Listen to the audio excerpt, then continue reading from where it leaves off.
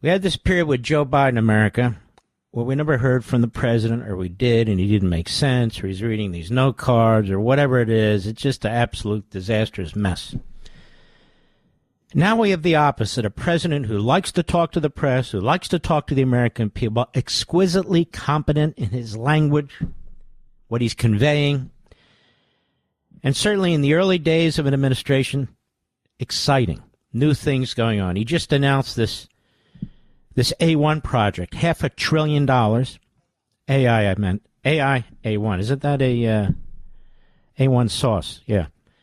This AI project, and it's fascinating. Absolutely fascinating. He can talk about the water in California, the smell. I mean, he's moving around from subject to subject, and he's being hammered by this one press guy that keeps saying, you know, these people that you pardoned, including people who attack police officers, you know, do you support the police and so forth? And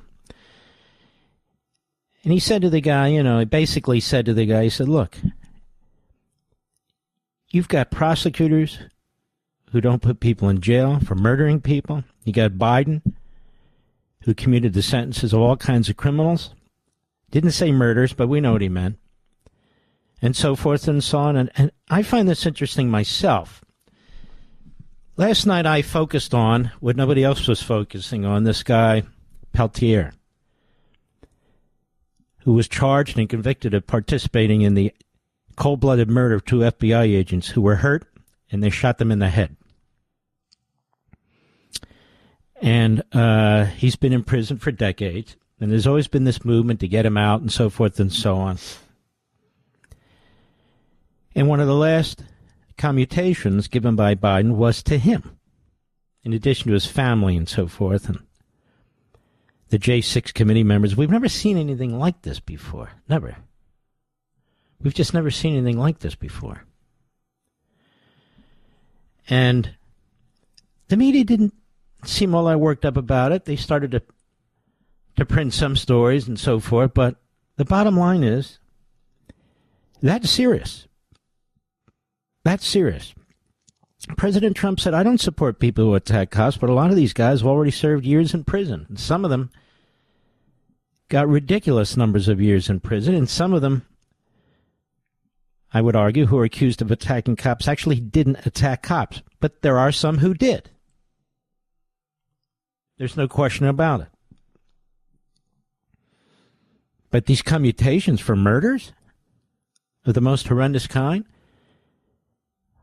one man kidnaps 2 sisters, brutally rapes both of them, and they're like 12, 13 years old, 11 years old, and then murders them in a brutal way. He got a commutation, and I can go through the whole list. So the media are the media. That is corrupt, partisan, and I don't think that's ever going to change, but for a handful of them. But for a handful of them. And we have all this hypocrisy. Adam Schiff, Chuck Schumer, all the rest of them, Democrats, talking about preemptive pardons. Preemptive pardons, their media, preemptive pardons, all of them against it, strongly against. I want you to listen. It's important to hold these people to account. It's important. And our friends at Grabian, hat tip on their montage. This is from 2020, okay? 2020. When they were attacking Trump, and Trump shouldn't do this, and Trump shouldn't do that. Cut 2, go. Have you ever heard of somebody getting a preemptive pardon who was innocent of all crime? Who's just an innocent person? This is the America's bigot, isn't it, Joy Reid? Certainly sounds like her. Go ahead. They get pardoned, and they're an innocent person. But no, it's the president's own family. It's people that have been covering up for the president in addition to his own family. Is there an innocent explanation for someone to seek preemptive pardons for family members? Would you do that if you knew you were innocent and just worried about outside forces? Idiot. The answer to that is going to be no. If you haven't done anything wrong, you sit there and go, what do you need a preemptive pardon for? If he pardons people preemptively, he's essentially telling the public that these people have committed crimes. These are the attacks on Trump.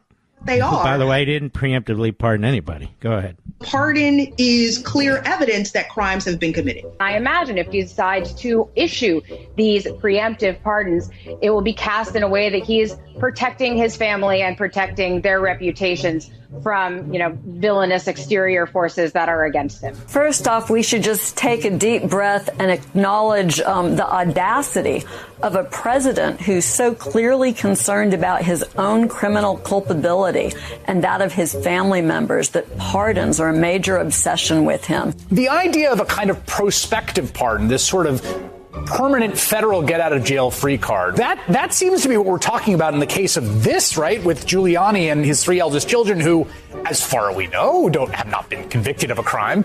Maybe they've committed a lot, and they don't want to face action. I don't know. It's weird. I wouldn't ask for a pardon. I don't think I deserve one because I don't think I've done anything criminal. But, where does that come from, that concept that you can just kind of wave your magic pardon wand? We have Tish James. We have Xavier Becerra. Mimi Roca is literally my DA in my town. There will be opportunities to prosecute these people regardless if they abuse the pardon power as they are thinking.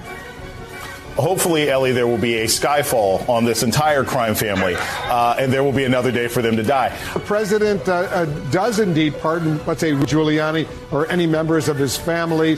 Would you see that, and I asked Preet Bharara this question, as essentially an admission of guilt?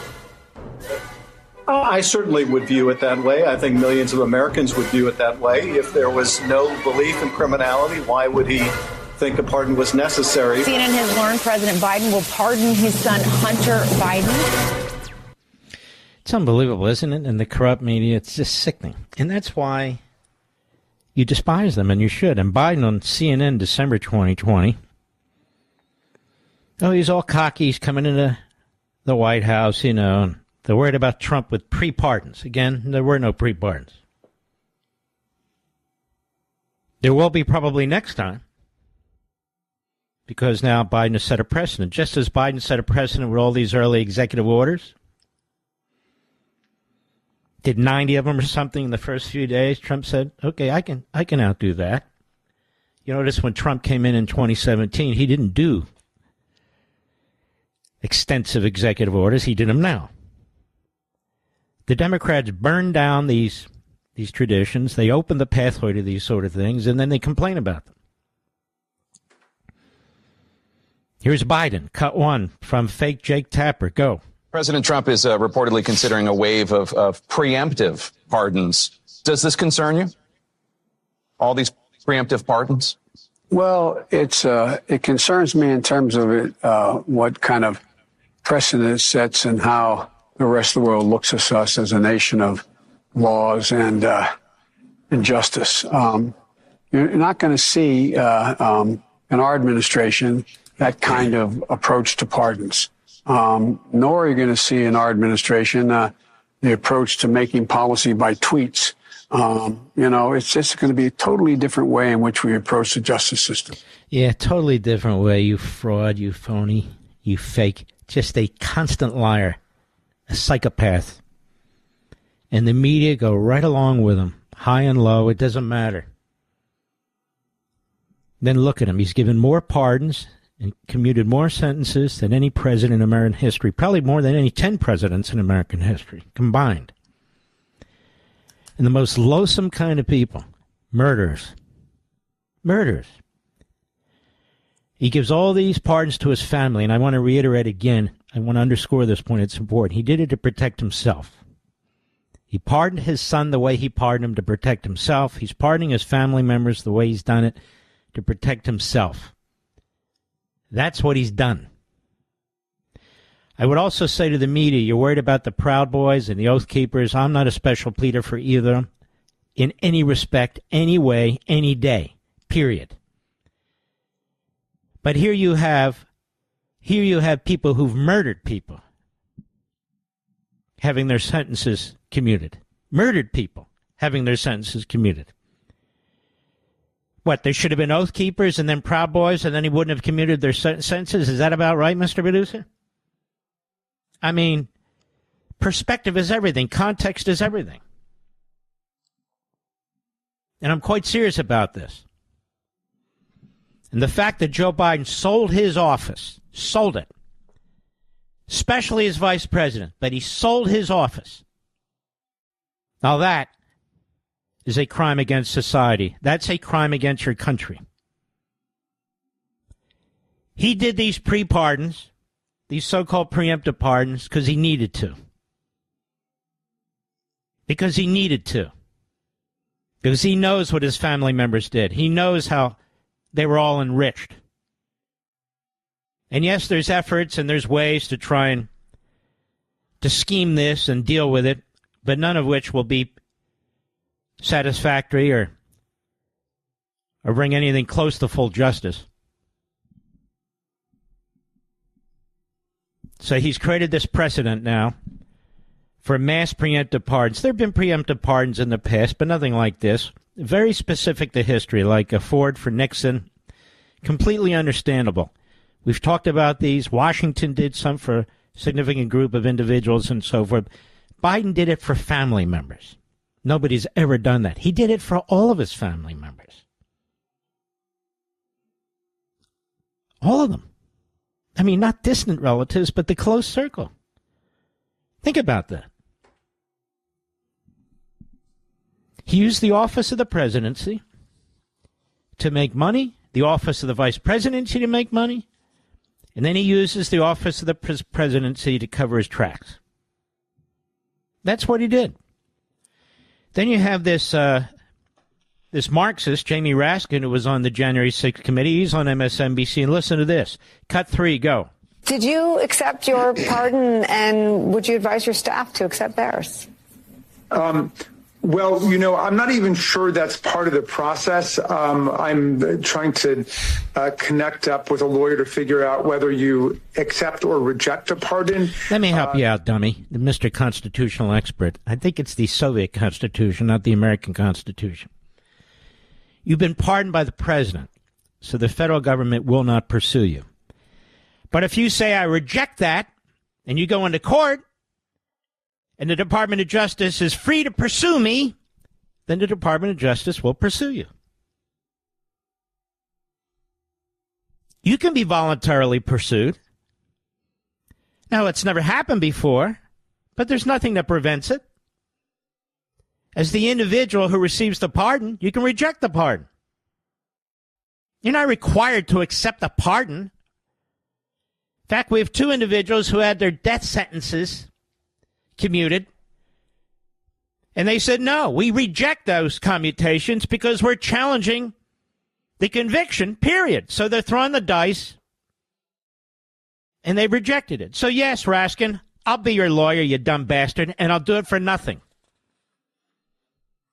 And you should announce today. You should go on your favorite network, MSLSD or the Constipated News Network, wherever you want to go, Pravda, Al Jazeera. Announce at the top of your lungs, I reject the pardon.